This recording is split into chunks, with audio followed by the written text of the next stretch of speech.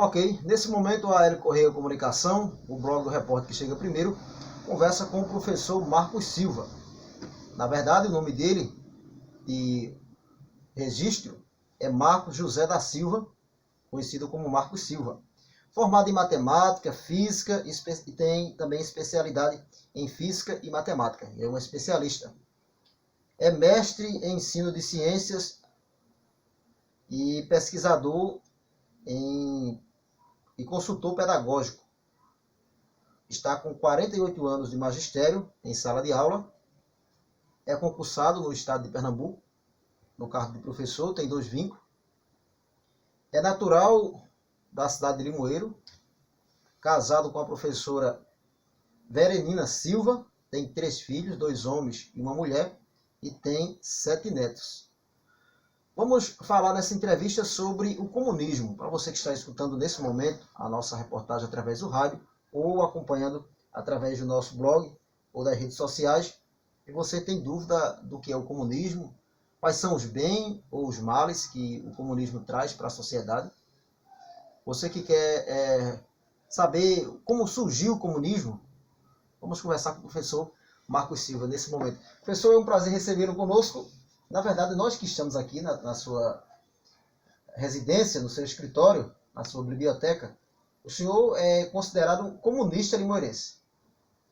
Eu quero comentar aos seus ouvintes, o pessoal que assiste seu blog, e dizer que sou um comunista convicto. Convicto a partir dos cursos que fiz, da leitura que tenho feito, das convivências que eu tenho atravessado toda a minha existência.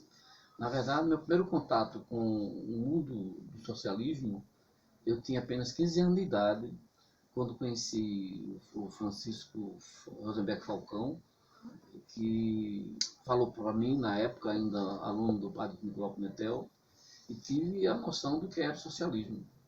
A partir dali, comecei, na minha curiosidade, a fazer pesquisas. E foi difícil, porque nos primeiros momentos que eu fui ler Marx, eu tive uma dificuldade enorme. Por que essa dificuldade enorme? Porque eu não conhecia filosofia. Não conhecia os termos usados por Marx. Não sabia quem era Hegel, não sabia quem era ninguém. Então, alguns amigos do Simples, eu já estava com 20 e tantos anos, alguns amigos do Simples me orientaram a algumas leituras.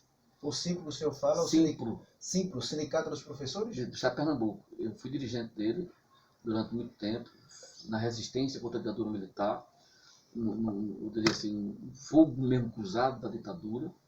A gente resistiu, por exemplo, só para abrir um parênteses, em 79 nós fizemos uma grande greve aqui em Pernambuco, os professores, no auge ainda dos militares no poder, ainda exterminando gente, matando gente. Mas aí a categoria resistiu. E a linha de frente daquela época éramos comunistas, que fazíamos parte, eu não fazia parte dele, mas era, eu diria, simpatizante e próximo do pessoal do PCB. PCB era o partido hegemônico do movimento sindical no Brasil na época. Qual que deu origem ao PCdoB? Não, porque ali lá é um rastro lá atrás, que a gente pode fazer outra discussão. Sim. Isso vai para 1922. Mas, na verdade, os dois estão da origens. Só que um, com a denúncia de Stalin, o Khrushchev, o pessoal ficou ligado a Stalin, o pessoal do PCdoB, e o pessoal que seguiu a linha russa, pós-Stalin, ficou no PCB. Então, eu tive vários, eu diria, ídolos que eu era um fã deles, o Gênio Beltrão, Nathaniel Sarmento, que davam aula para a gente de marxismo. Isso me encantava muito. E a partir daí eu comecei a fazer minhas leituras do materialismo histórico dialético, da dialética mesmo de Marx, como é que Marx via a sociedade, o que era alienação, o que era mais-valia, o que era a exploração do capital, que Marx, inclusive, já previa que o capital começava no mercantilismo, passava pela indústria e ia chegar no imperialismo financeiro, que é esse que nós estamos vivendo agora. Ou seja, quem é que manda? Os bancários, os banqueiros.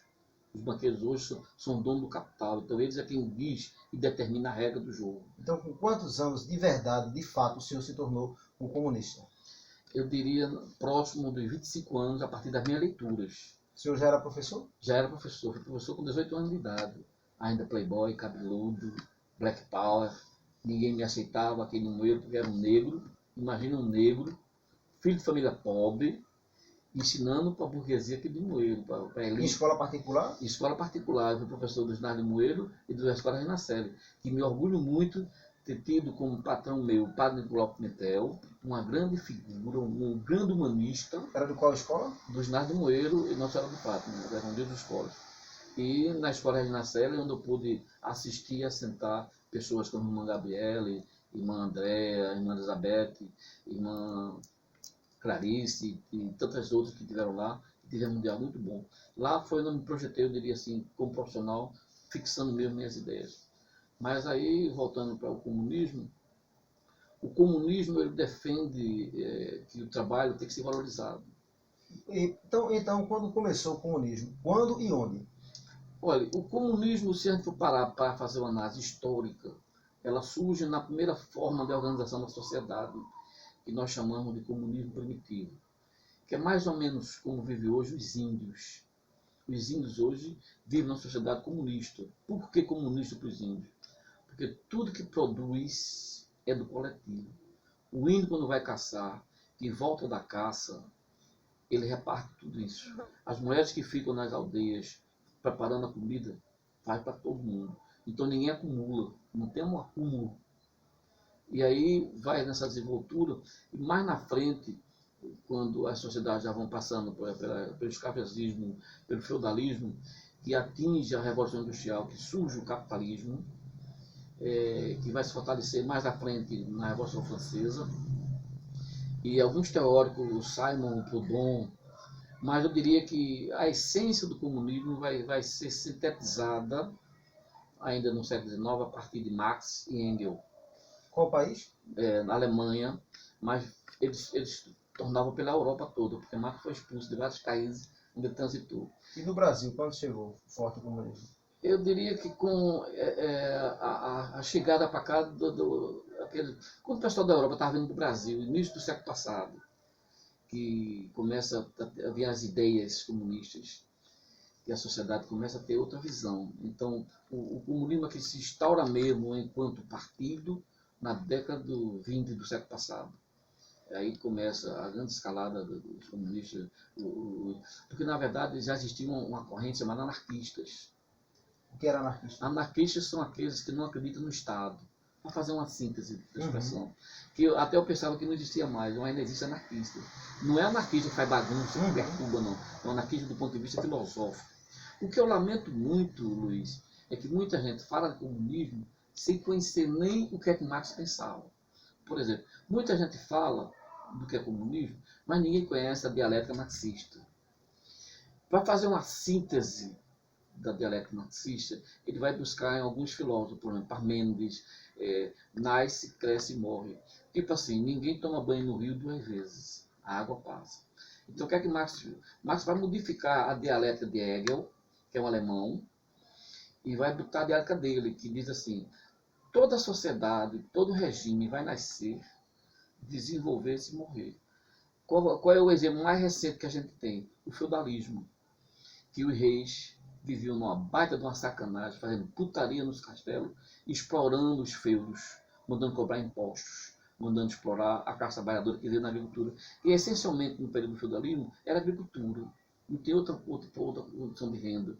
E eles viviam nos castelos. Era na época do café, do algodão? Não, isso aqui é mais recente, era lá atrás, aí na Europa, pensando numa história mais antiga.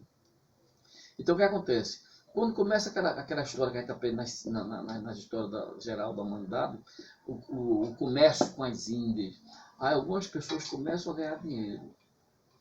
Quando essas pessoas começam a ganhar dinheiro e transitar, aí o poder econômico se fortalece.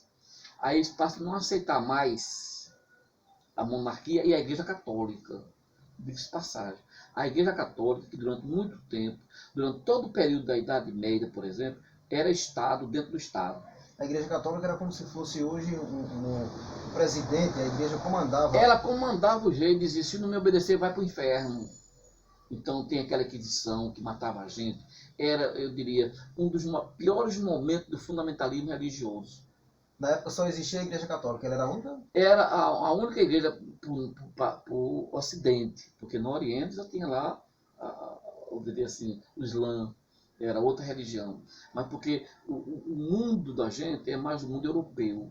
Então, nessa época, o comunismo, se existisse, na verdade ele existia, é a minha pergunta, e se existisse, eles lutavam contra essa prática da Igreja Católica? Ele lutava, agora não se expunha, porque, veja bem, ainda hoje se faz medo de falar que é comunista.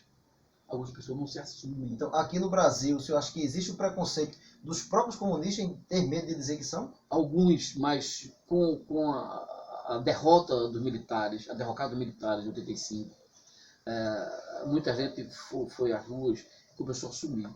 De ponto que, agora é importante dizer isso, nós que defendemos o socialismo, nós que defendemos o comunismo, não compactuamos com aqueles que se aproveitam dos partidos. Vou tirar o lucro daquilo ali. Vou dar um exemplo aqui, Luiz, um exemplo histórico.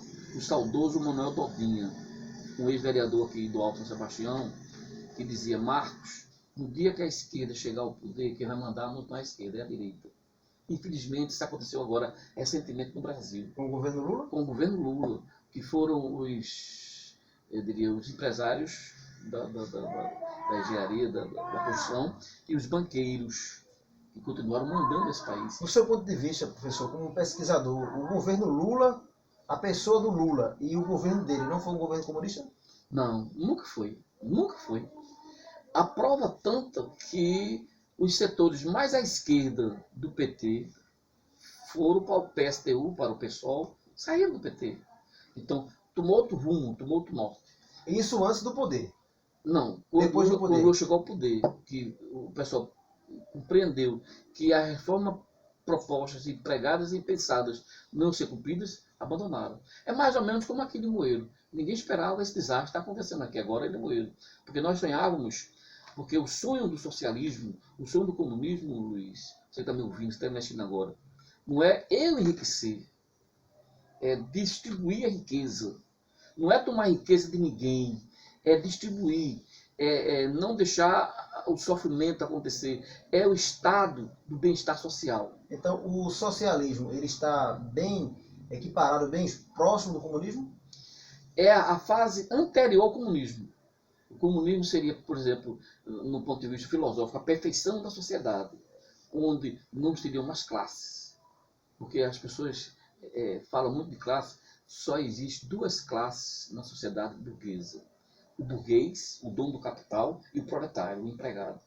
Mas aí vem as mazelas da sociedade, o pequeno burguês, que é proletário, mas quer ser rico, que se acha rico, que se acha dono. O dono do poder é o homem do rico, o banqueiro, o industrial, o homem da empresa de construção. Esse é que manda. E o proletário está para baixo. Agora, como existe a classe média que tem aspirações de rico, quer dizer que aí se deforma a visão. Aí começa a dizer categorias. Temos duas classes, patrão e empregado.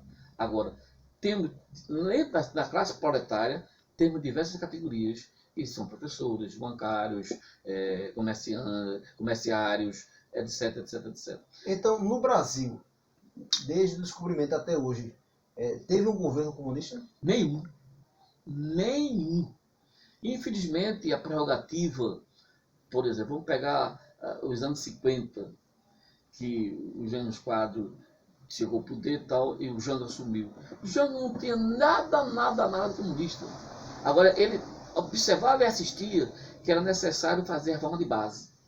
Ou seja, da terra para a produção, distribuir A reforma agrária? A reforma agrária, onde entra aquela velha história do Julião, que a gente começou um pouco antes, enriqueceu. Então, era importante distribuir a riqueza, mas naquele momento, sem tomar, era a reforma de base. Por exemplo, qual é a situação agora da gente?